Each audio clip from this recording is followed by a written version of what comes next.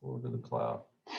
Cool. All right. Hey, Paul Sponcia. I am the CEO of the IT company, local managed IT service provider here in Knoxville, Tennessee. I have Chris Trump, an attorney with Egerton McAfee, or Edgerton, excuse me, McAfee, Armistead, and Davis. So we are here for, I'll call it part two, but instead of doing a webinar, we decided we would just do just a 15-minute maybe catch up on what came out, and just sort of let Chris brief everybody on what's going on. So Chris, I'm going to just start. There was an update yesterday at noon, wasn't what we were hoping for, but there is some information. So you want to tell everybody what you see? Yeah. So as we left it with the last webinar we did with you guys, there was a lot of question as to how and the uncertainty surrounding the SBA's FAQ 31, 34, 36 that dealt with this whole adequate source of liquidity. So as you are aware, and has been discussed quite a bit, every applicant for a PPP loan must make a certification certify to the lender in the SBA that current economic uncertainty makes the loan request necessary to support the ongoing obligations of the business. And so for the most part, everyone just kind of felt like it was pretty easy to say that because of the obvious uncertainty that affects literally every business in America at present. And so, however, with the SBA and Treasury Department getting a lot of pushback for how the PPP loan has been administered, and just the fact that a lot of, in the press, there's a lot of businesses that got it that clearly did not need it. They began to kind of scale back and kind of create some criteria around that certification, or at least indicate that some criteria was coming. Of course, that it all dropped with FAQ 31. U.S. Department of Treasury has issued a series of frequently asked questions associated with the PPP loan that have provided additional kind of guidance and instruction as to how the PPP loan program should be implemented. And in that, they basically made it clear that that borrowers that have, or applicants that have adequate sources of liquidity available to them should not be able to consider that certification as being as applicable to them. And they gave a couple of dates, May 7th, May 14th, they extended to May 14th and subsequent, to allow folks to repay the loan without having to worry about the criminal liability associated with both civil and criminal liability and criminal fines, including jail time, that would accompany improperly making that certification. And so through those FAQs, they also stated that every loan over $2 million was going to be reviewed when they submit their request for forgiveness, to ensure that, and as part of that, make sure that they properly made that certification. They also made it clear that additional guidance would be coming to indicate they were going to reveal basically the criteria that they were going to utilize in determining whether the certification was properly made. And so really quite a bombshell, as I think everybody is aware. As we left the last webinar, that we were waiting the additional guidance that we were hoping to get before May 14th to determine whether or not, so you would be able to determine whether or not you properly made that certification. Seemed a very unfair thing to kind of change the rules after the fact. And I think the SBA must have gotten a lot of pressure on it, because they recently came out with, yesterday around lunchtime, they came out with a frequently asked question number 46. And this was good news for those who were really worried about how this might be applied to them. The SBA came out and made clear that with the Department of Treasury, that basically if you have a loan that is less than $2 million, there is a key phrase there. It says any borrower that, together with its affiliates, so if you have several kind of related borrowers that you would aggregate those loans for the $2 million amount, if together with any affiliate loans that you got are in the aggregate is less than 2 million, then you will be deemed to have made the required certification in good faith, and therefore they're not going to look behind that to make sure. There's no criteria established for determining whether or not that you made it properly. It looks to be that you're in good shape if your loan, loans and loan together is less than $2 million. It's really critical. It was them just to, they listed some justification for it, just in terms of number one, if you have a loan less than 2 million or smaller, you're going to have less access to liquidity as versus a larger borrower. Secondly, just in terms of the SBA's capabilities and the staff they have available, it allows them to focus and use those resources on larger loans, which would yield a higher return in their regard. So they were strategic, and I think very clearly they were worried. I don't see how they were not worried about the new challenges to this authority and the way that they're exercising it. And I think they're probably still going to have trouble with respect to $2 million and greater loans. The nice thing they did on the 2 million and greater loans is they kind of backed off that whole, if you pay by that, your only option is to pay it back in full by a certain date. They did today actually issue another safe harbor, that safe harbor extension. They moved it from 14th to the 18th. So I suppose if you're over $2 million, your loan's over $2 million, you may decide you want to go ahead and just repay it in full, because there's no way that you feel like you can make that certification properly.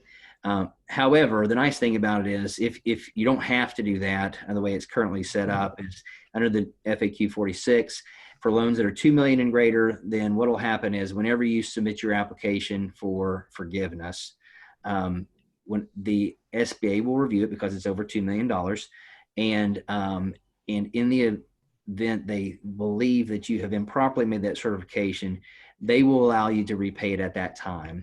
It's something that I was really kind of advocating. Yeah. A lot of us were advocating is, why do we have to have this hard date without any criteria to establish to know whether we can make the certification? So now, the determination really is made upon applicant applying for forgiveness. If they make the determination that you haven't made that certification properly, and then you can repay it. And if you repay it, then the SBA will not pursue any administrative enforcement against you or refer you to any other agencies based upon a determination with respect to that certification being improperly made. Now, whether that gets you completely in the clear is another question. They basically just said, we're not going to refer you to we're not going to do it, and we're not going to refer you to any other agencies for them to do it. But there are other agencies out there that can independently make this determination on their own. And however, just in light of the uncertainty surrounding all of this, I find it very difficult to believe whether that they would ever do that. That said, those that have $2 million in excess or in excess of a loan still face the potential that the SBA could tell them that their loan, that certification was not properly made. And right now we don't have any guidance still yet. We don't have any guidance as to whether or not how a borrower would make that determination. So, it's still left up in the air at this point. It appears as though that some additional guidance will be forthcoming in that regard. Right now, we are still waiting a really big chunk of guidance in terms of how the SBA will interpret the loan forgiveness provisions. And all we have currently is CARES Act and a couple of little nuggets we covered last time. And so very little to go by. But I assume that they probably will when they issue that guidance on loan forgiveness, they will include the information that you need to make a determination as to whether or not you have properly made that certification. So, I would, the plan is, I think, for us to do an additional webinar at that time. And once that guidance comes out, and we can give you a little more clarity in that regard, and so so from my perspective, it's still the uncertainty is there, but man, it's a lot less with the idea that hey, we got a safe harbor here of being able to repay the loan without suffering criminal liability, which is that's always my argument. My argument is all the time, what no harm, no foul. If they change the rules on you after the fact, it's fine. But I mean, it's not fine. But if they're going to, at least I'll give you an opportunity to pay it back at the time they change the rules. Sure, absolutely. So anyway, what does that mean if your loan is less than $2 million? I mean, they're not gonna review. Is that basically what they're saying at this point? They may still review your loan because it does say that, other loans as appropriate would be subject to review as well, but there's probably going to have to be some sort of red flag that causes them to want to do so. Got it. And I think from this FAQ 46, I think it's clear that they're making clear here that you're deemed to have made the certification properly. We're not going to look at that element of it.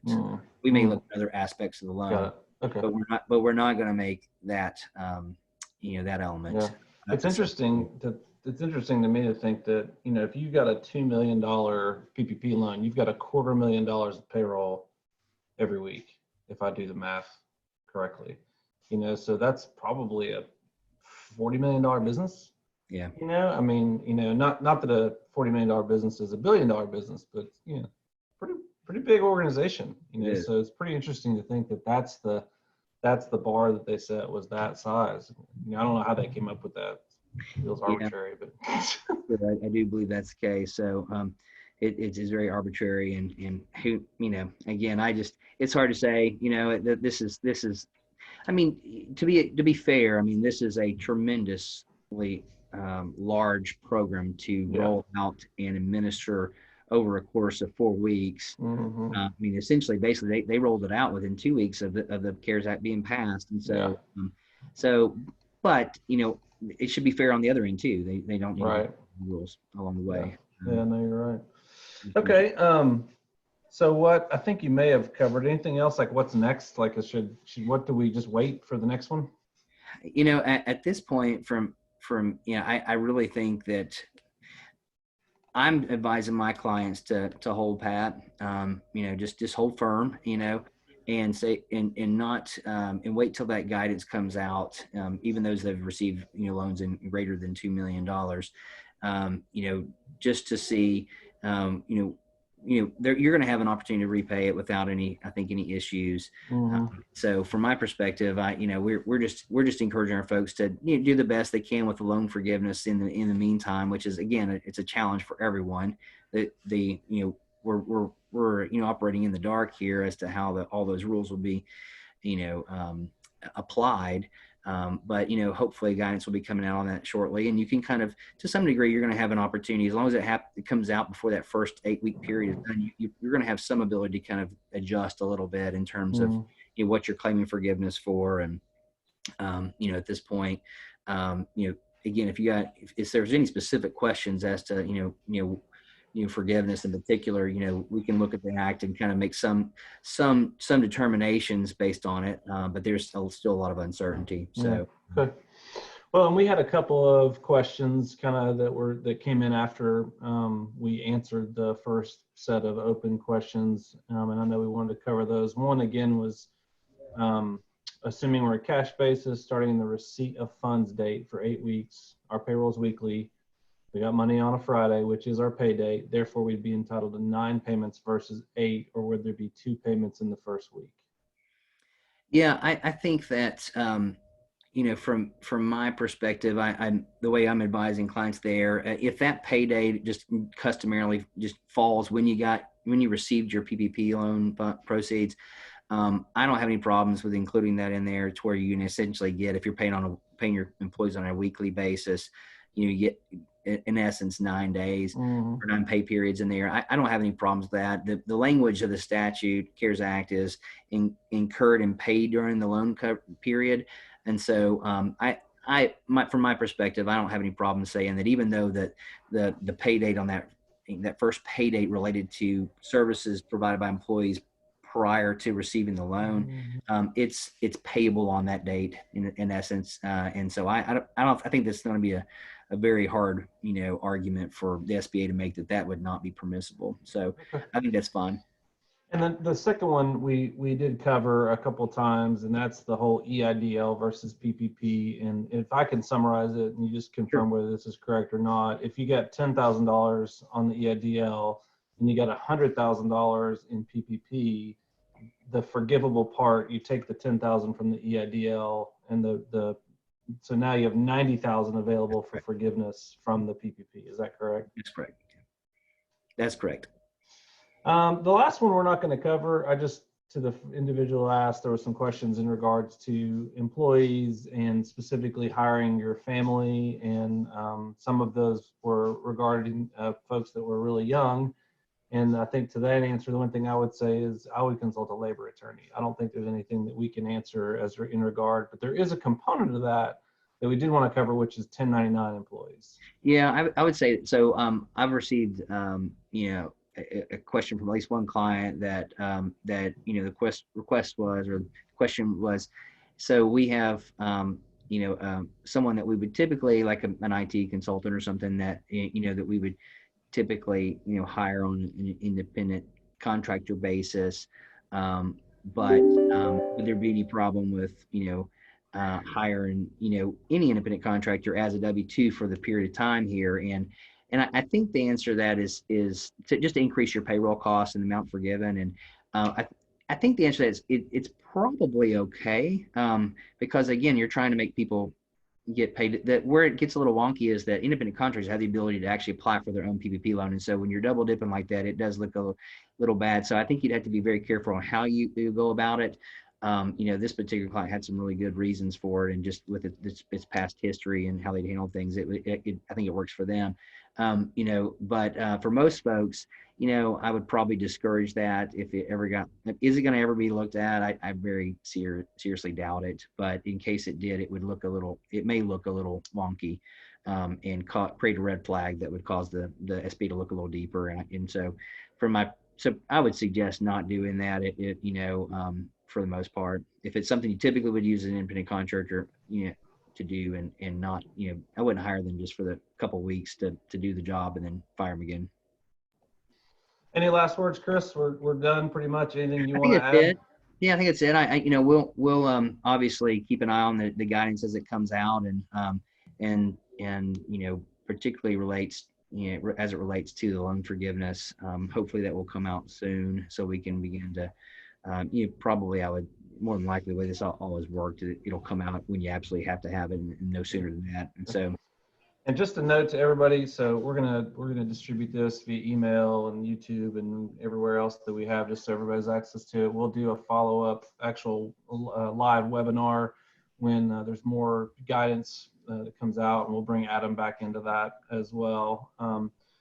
In this, please make sure, I don't know if it's up or down or side or whatever, but there'll be a link to ask additional questions and also to ask for help. So if somebody needs to talk to Chris and you want to engage him to help you through this process, you can just click that link, and it'll ask you a couple of quick questions, and then that'll get over to Chris, and he can reach out to you, or Adam if it's more of an accounting technical question, and it'll get directed to Adam.